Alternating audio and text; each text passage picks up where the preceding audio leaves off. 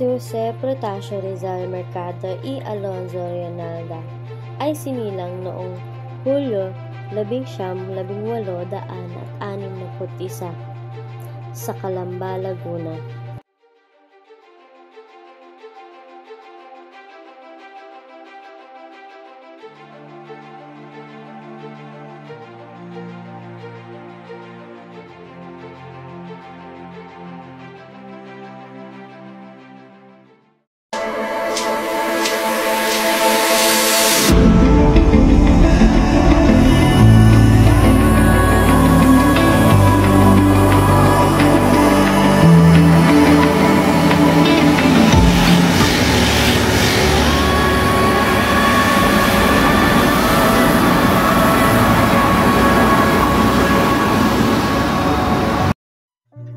Si Jose ay isang matalino at masipag na bata.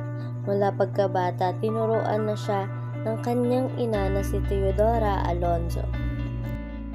Pero ngunit bago makatapos si Rizal ng pag-aaral ay namatay ang kanyang kapatid na si Pasiano.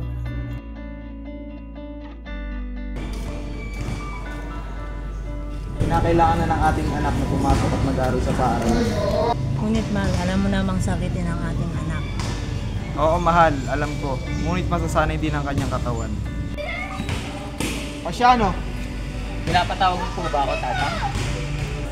Oo, Pasiano. Ihatid mo ang iyong kapatid na si Pepe sa batingan. Dahil doon na siya mga malagi. Masusunod po, Tatang.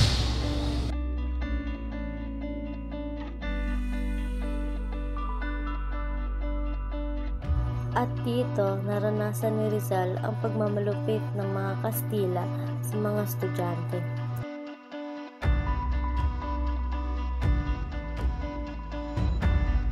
Ganun na lang ang pagmamalupit sa mga estudyante kahit sila ay walang ginagawang kasalanan. Dito rin naranasan nila ang pagpatay sa mga padre na walang kasalanan. Padre, patawarin niyo ho kami. Ginagawa lang po namin ang inuutos sa amin. Pinapatawad ko na kayo.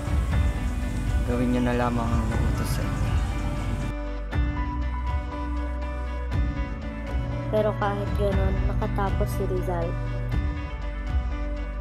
Ngunit nakatanggap siya ng sulat galing sa kanyang ina na siya ay nadakip dahil sa bagay na hindi niya ginawa.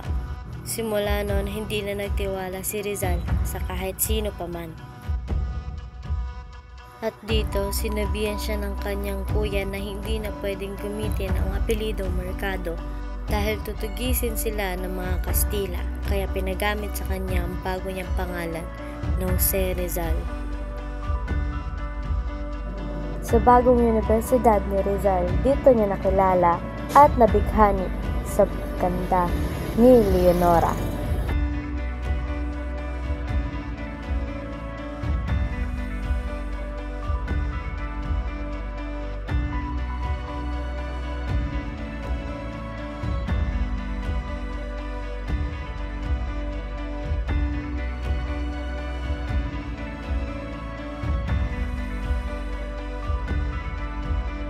Laging nagtutugma ang daan ni Leonora at Rizal.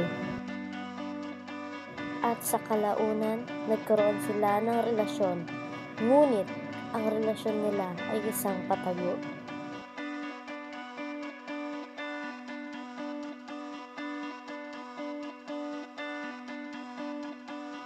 Ngunit, napagdesisyonan ni Rizal na ipagpatuloy ang kanyang pag-aaral sa Europa. Dito niya natutunan ang medisina at pagbihasa sa mga wika. Sa kuya niya una itong pinaalam para sa kaligtasan ng kanyang ina sa selda.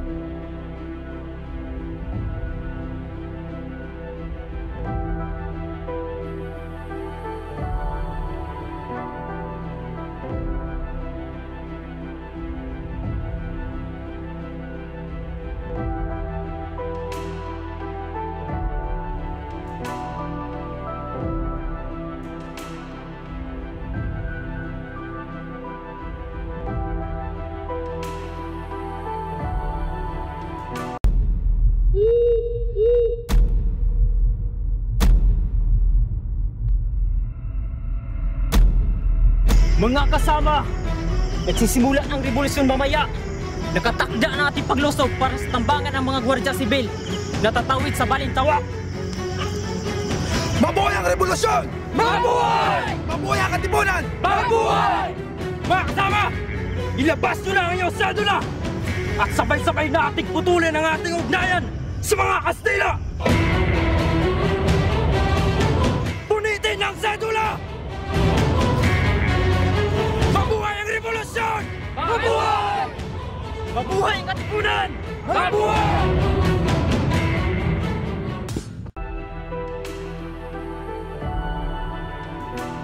At noong Disyembre 30, 18, siglo 96, hinuli na si Rizal.